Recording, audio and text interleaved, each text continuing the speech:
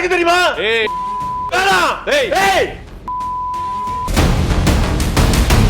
அவர் ஏன் கோட்டு போட்டிருக்காருங்கிற விஷயத்தை யாரும் ஏன் பேச மாட்டேங்கிறீங்க? அவரோட ஆயில் ரொம்ப ஸ்ட்ராங்கா இருக்கிறதே அந்த கோட்டுனாலதான். என்ன ஆயில் சார்? ரீஃபண்ட் ஆயிலா இல்ல பாம் ஆயிலா? இந்திய பிரதமர் தங்க வாங்காதுன்னு சொல்றப்ப மேதகு ஜோசப் விஜய் அவர்கள் எப்படி தங்கத்தை வாங்கி கொடுக்க முடியுமா? இந்த மேதகு விஜய் அவர்கள் எதுக்கு சார் அப்படி சொல்றீங்க? உதயநிதி ஸ்டாலின் இருக்கிறாரு, இவர் பேசும்போது சனாதன அரசியல திரும்பவும் கையில் எடுத்திருக்கிறார்ல. சனாதனத்தை தூக்கி பிடிச்சா இந்த தமிழ் மண்ணின் மைந்தர்கள் என்ன செய்வாங்க? மிளகாத்தூள் கொடுத்து கடை வாங்கின நானு திருப்பி கொடுக்கறப்ப புளியா கொடுப்பாங்க, கொட்டை எடுத்ததா எடுக்காதவனா? அந்த சோபாக்குள்ளார பஞ்சுக்கு பதிலாக பணத்தை கட்ட அடுக்கி வச்சு நாய் உட்கார்ந்த சோபாவில் நான் உட்காரலாமா? வணக்கம் NNK சார். வணக்கம் DK. வெக்கமா இல்ல, கேவலம் இல்ல, இந்த மாதிரி பண்றீங்களே, அசிங்கமா இல்ல? ஹலோ ஹலோ, அசிங்கமா திட்டுவான்.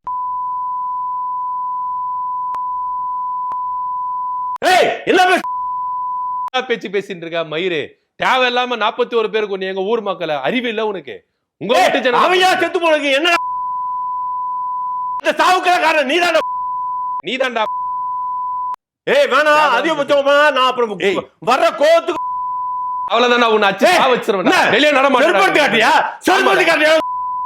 அடா அடா பாப்பா, அடிச்சா என்ன எனக்கு தெரியுமா? ஏய் வேணாம். ஏய் ஏய் என்ன வேற மாதிரி வார மாதிரி எடுணும்.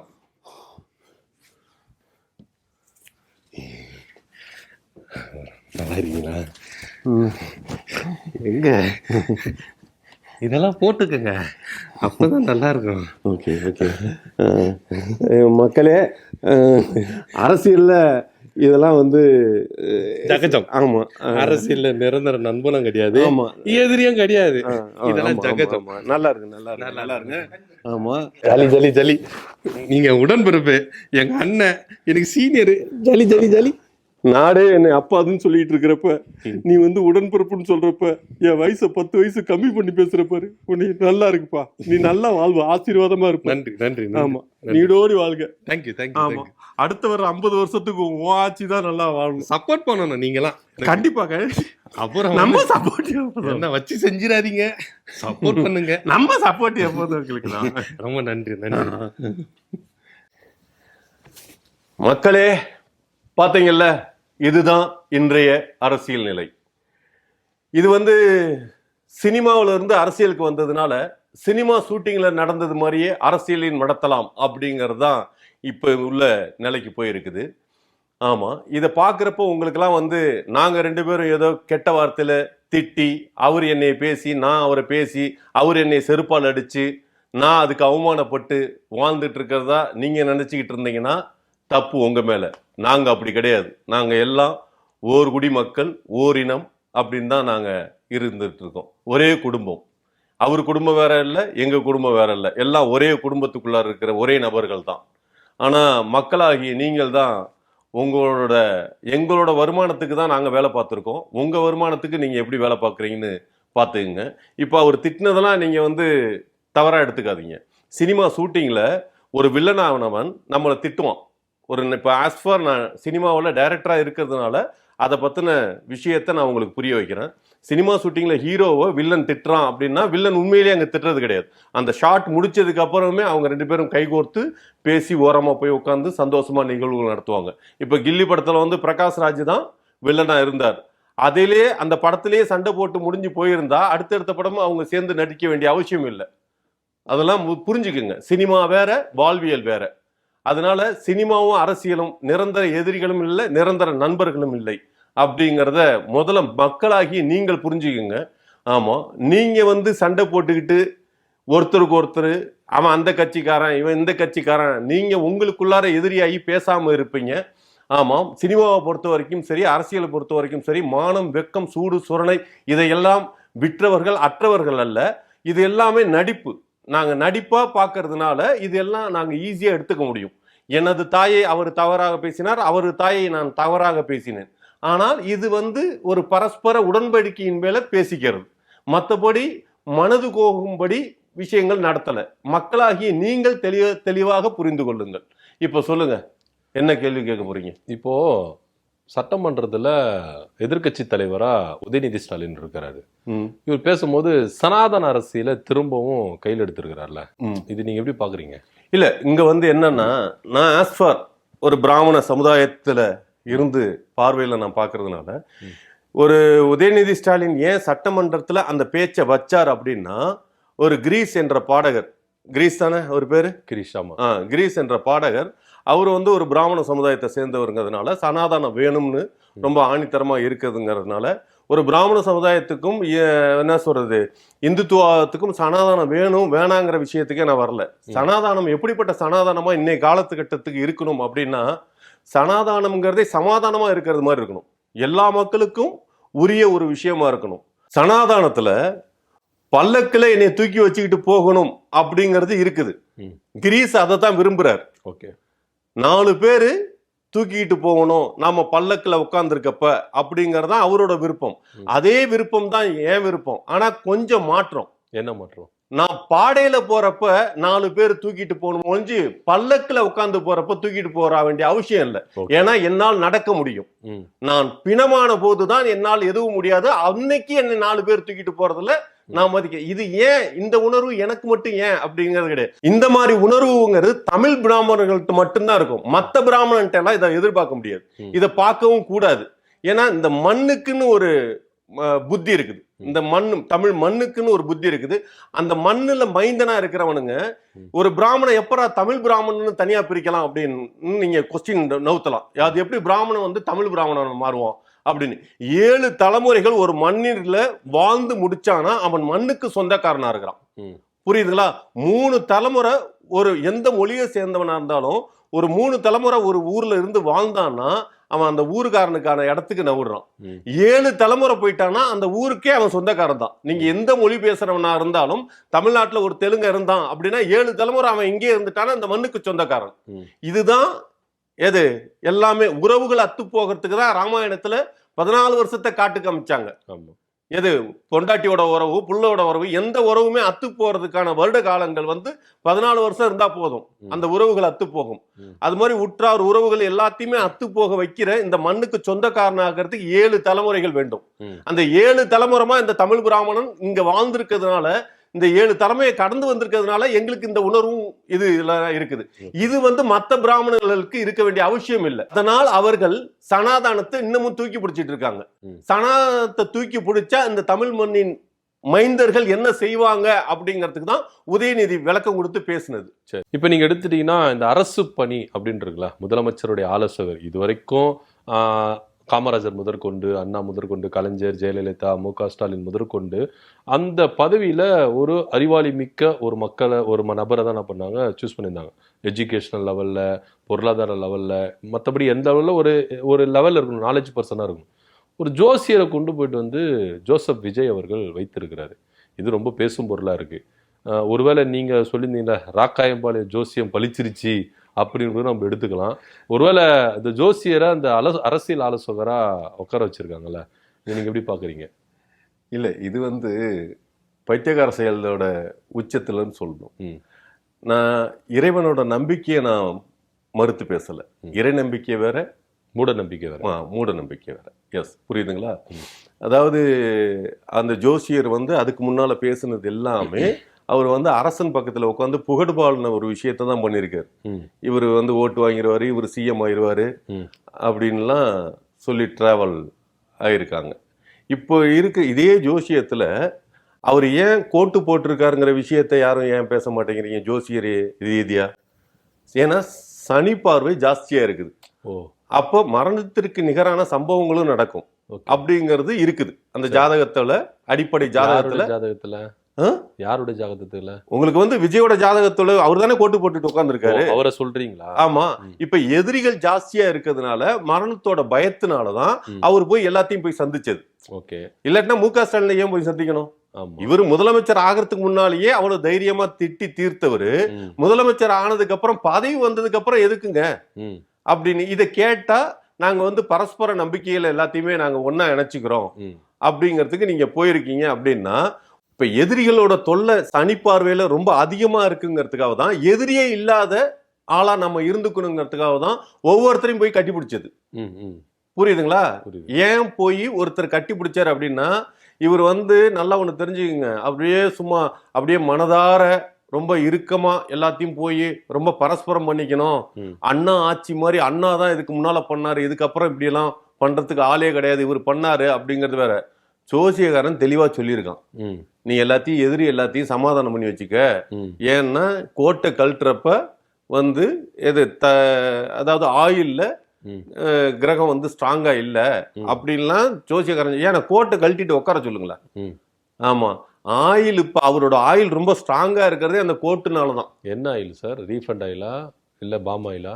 ரீஃபண்ட் ஆயில், பாம் ஆயில், என்ன ஆயிலா? ஆயில் நல்லா இருக்கணும் நீங்க. ஹலோ, நான் சொல்றது மேதகு ஜோசப் விஜயோட ஆயில் அப்படின்னு புதுசா ஆயில் வந்திருக்கோன்னா, இந்த ஆயில் சாப்பிட்டா நம்மளுக்கு கொலஸ்ட்ரால்லாம் வராதுல்ல? யம தர்மந்திரமா எருவு மாடுல உட்காந்து டக்கர டக்கர டக்கர டக்கரன்னு வருவார் தெரியுமா? ஆமா. யாரு அவரு? யாரு? உயிர் எடுக்கிறவரு. அந்த உயிருக்கு இன்னொரு பேர் என்ன? ஆயுள் காலம்னு சொல்லுவாங்க. ஓ, அத சொல்றீங்களா? ஆமா. சரி சரி சரி. புரியுதுங்களா? புரியுது. கருப்பு கோட்டை போட்டு போத்தி வச்சுக்கிட்டு ஆயில மெயின்டைன் பண்ணிட்டு இருக்கு. அதான் தெரியுமா தெரியாதா? இல்ல சார், இப்பதான் தெரியும். அப்போ கோர்ட்டு போட்டதுக்கு இதான் காரணம். அப்புறம் சோசியக்காரனை கூடவே ஏன் வச்சுக்கிறது? ஆயில அப்பப்ப குறிச்சு சொல்றதுக்கு தான். அதுக்காக தான் அரசாங்க வேலை போட்டு கொடுத்து 3.5 லட்சம் ரூபாய் சம்பளமா அரசாங்கத்து மூலியமா கொடுக்குறோம். ஆமா. ஏன் சார் இந்த சம்பளத்தை கவர்மெண்ட் தான் கொடுக்கணுமா? ஏன் அவங்களால கொடுக்க முடியாதா? ஹலோ, ஒரு விஷயம் தெரியுமா? சொல்லுங்க. கஞ்சன் அப்படின்னு தான் ஊரே சொல்லிட்டு இருந்திருக்காங்க. கூட வேலை பார்த்தவங்க வரைக்கும் யாருமே அந்த அளவுக்கு எல்லாம் பெரிய வசதி வாய்ப்பெல்லாம் வந்துடலையா. ஆமா, இன்னமேல எல்லாரும் வசதி வாய்ப்பா மாறிடுவாங்க. சரி, எல்லாம் அரசாங்கம் கார் இல்லாதவனுங்க எல்லாம் கார் கொடுத்துட்டு தெரியுமா? ஆமா, புது காரு. இப்போ இங்க கொரோனா டைம் இருந்ததுல இந்தியால, அப்போ இங்க பிரதமர் மோடி என்ன சொன்னாருன்னா, எல்லாரும் தட்டுங்க, கைய தட்டுங்க, விளக்கேத்துங்க அப்படின்ற ஒரு விஷயத்த சொன்னார். ஆமா. இப்போ விஜயோடைய அரசியல் ஆலோசகர் அது மூட நம்பிக்கையா? நம்பிக்கையா? மூட நம்பிக்கை. ஹலோ, அது உங்களை பொறுத்த வரைக்கும் மூட நம்பிக்கை. ஆனா மோடியோட அரசாங்கத்துக்கு அது நம்பிக்கை. சரி, ஓகே, புரியுதுங்களா? கொரோனா போச்சா இல்லையா? போச்சு இல்ல? எப்படி போச்சு?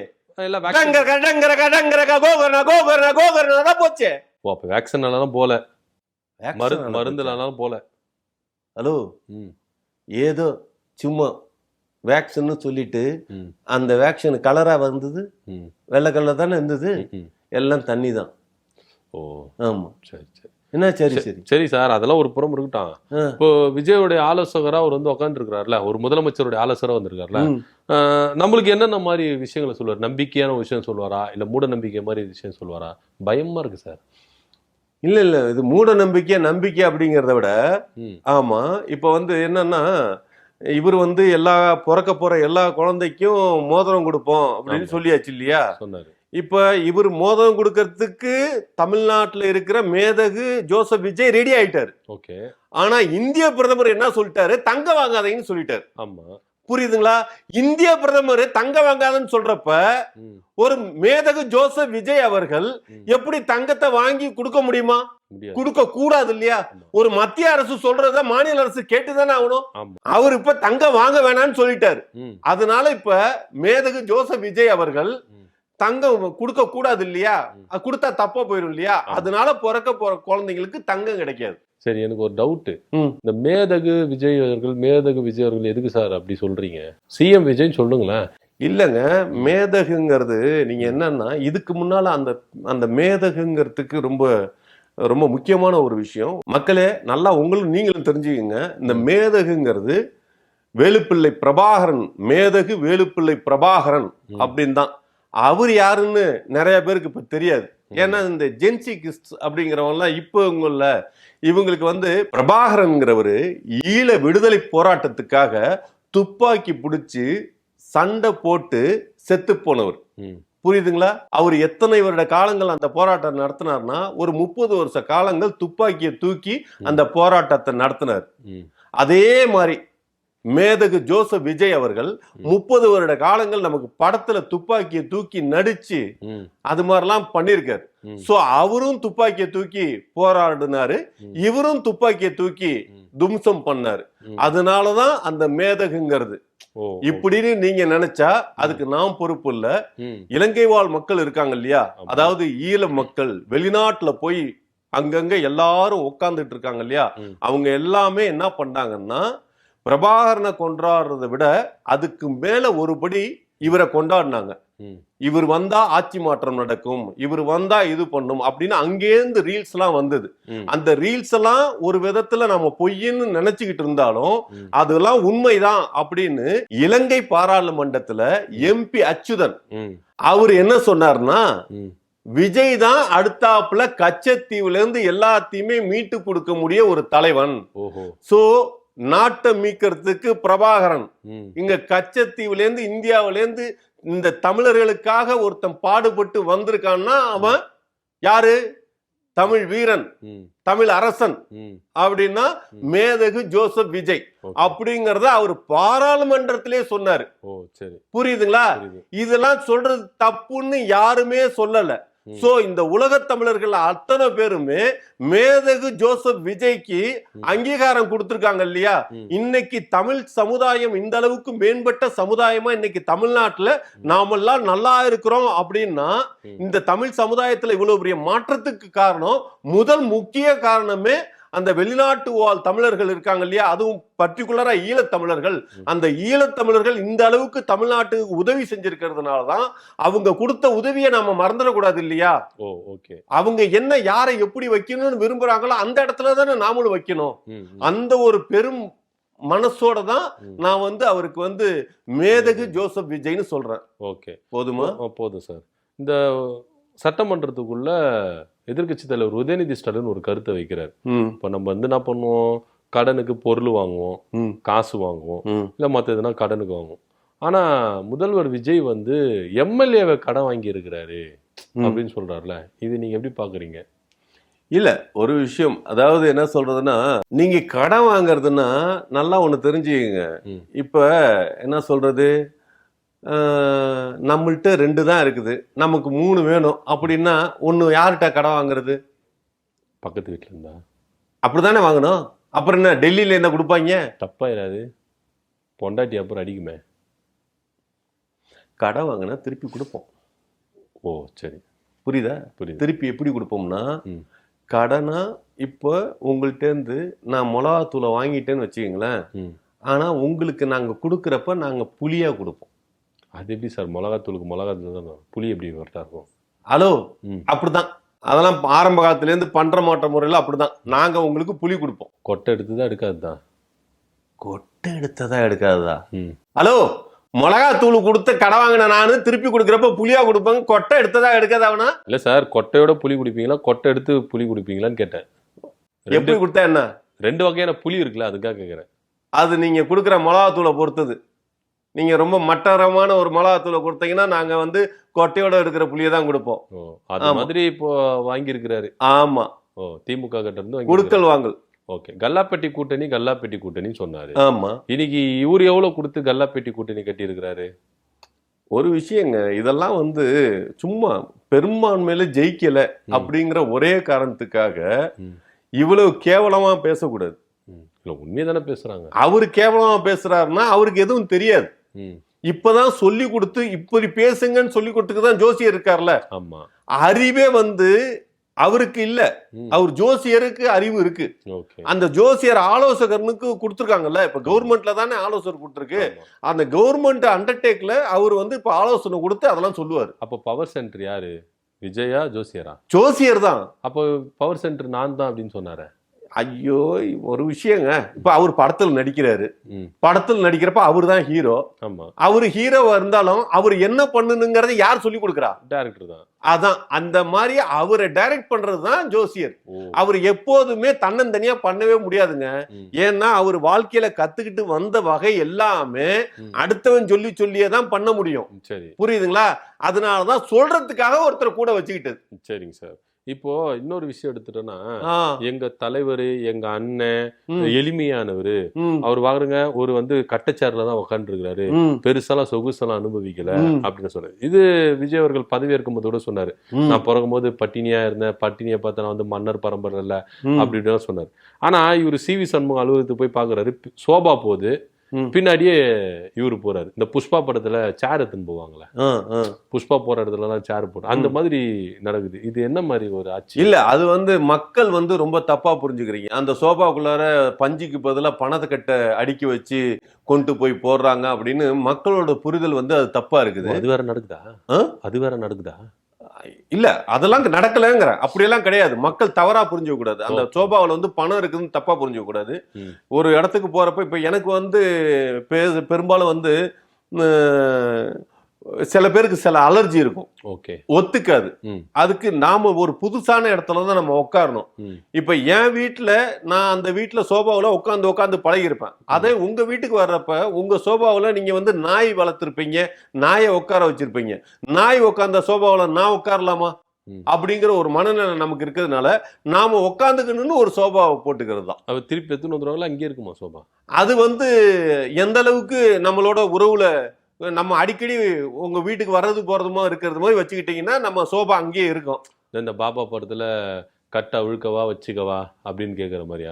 அது மாதிரி. ஓ, அது மாதிரி. ஆமா, நீங்க நம்ம உறவு உறவு பொறுத்து தான் அந்த சோபா உங்க வீட்டுல இருக்கதா இல்ல எங்க வீட்டுக்கே வந்துடுறதெல்லாம். Okay okay sir.